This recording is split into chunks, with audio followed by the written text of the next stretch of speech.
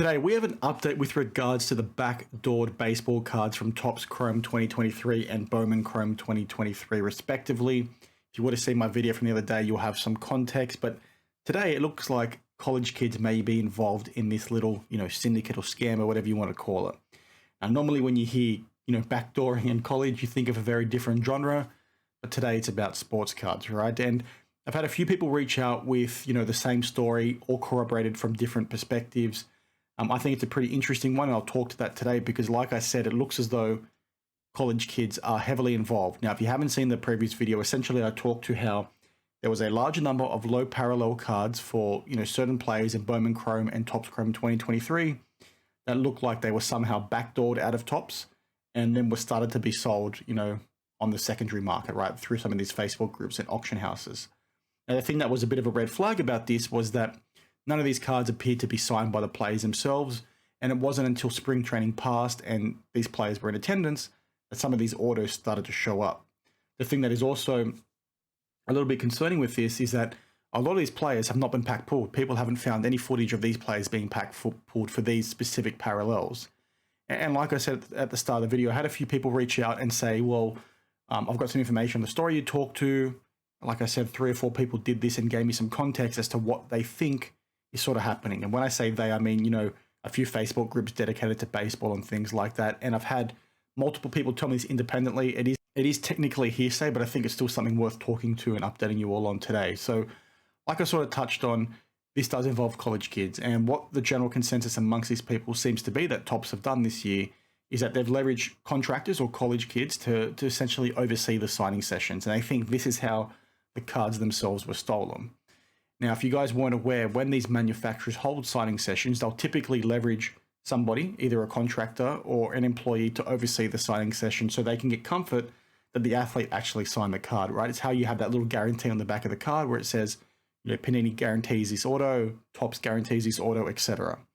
Some of the criticisms with this process in the past is the fact that these businesses will leverage contractors and not employees, or they'll leverage people that don't know much about cards or might be sort of in line to take a bribe to not oversee something or to sort of look away when something happens or not report on things or even steal some of the cards, right? These are sort of the accusations and the commentary that people have had in the hobby for a long, long time. Like the most famous example of this probably is Lionel Messi when it comes to 2018 eminence, right?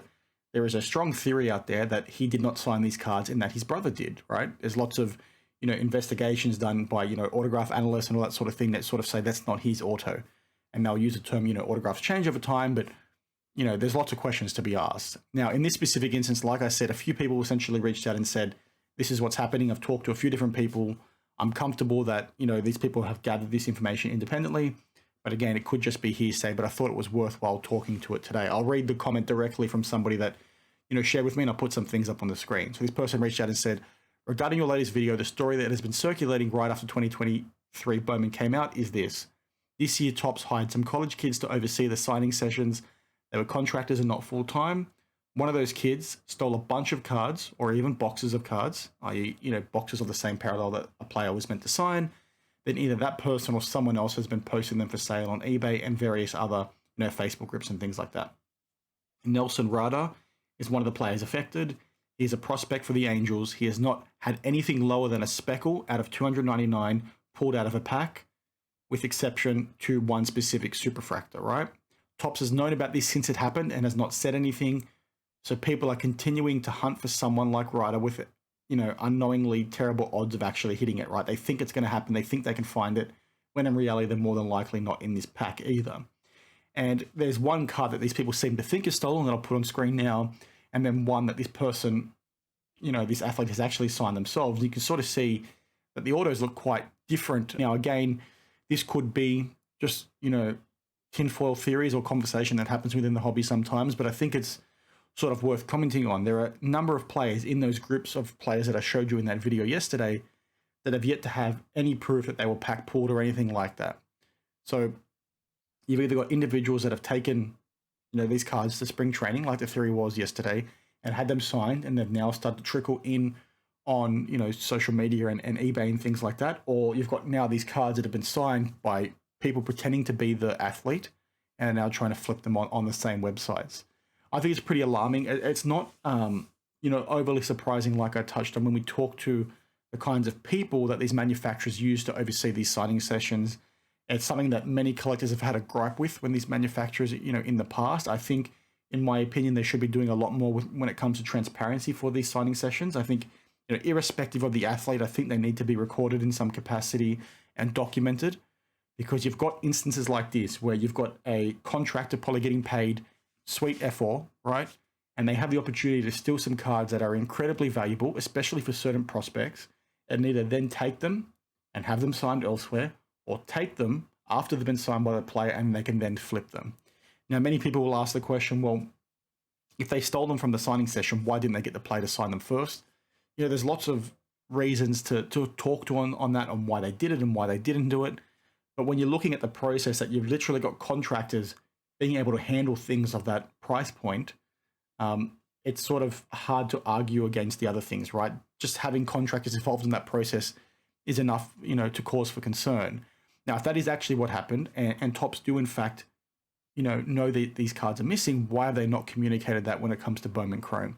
I don't think Topps Chrome is released yet. Someone can correct me. I think someone mentioned that in the comments before. I should have checked this before the video, actually, so I do apologize. But, if they are known to have been missing, why have they not said anything?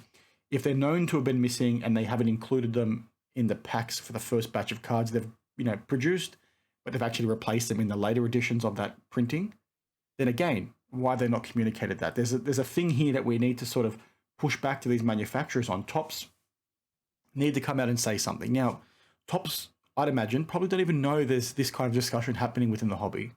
But if, they can sort of see this video, which I doubt, but I would like them to sort of see it and say, well, hang on a minute, guys, you guys are full of shit. This didn't happen, or it did happen, but we've corrected it. We've guaranteed that these cards are back in the packs.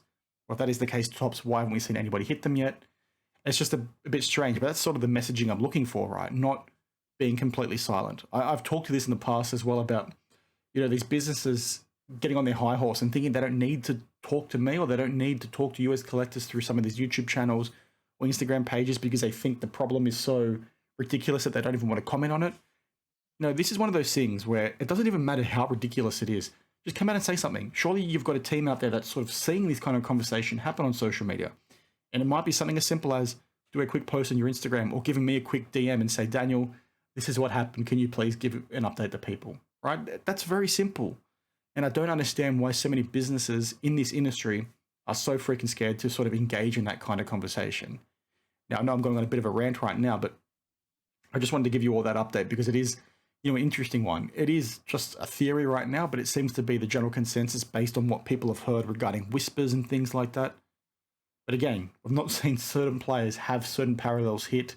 We're now seeing cards come forward that look like they had very dodgy autos that weren't maybe signed the same day as the others, or weren't signed by that player at all. All these things to think through. I just wanted to give you that update because, again, if you're again somebody that is saying backdooring can't happen, even though we've seen this happen for 20, 30, 40, 50 years, right? There's all these kinds of stories about things getting through from manufacturers. But the fact that it's common knowledge that these guys use contractors most of the time for these signing sessions should cause, some concern for you, or at least get you to, start raising a few eyebrows and say, well, hang on a minute, this is not good enough, because how many other times have certain cards not ended up in packs that, could be something that I've missed out on now because I was chasing it and I can't get it. So again, I'm talking in circles, but that's sort of it for today. Let me know your thoughts down in the comments below. And as always, I will see you in the next one. Cheers.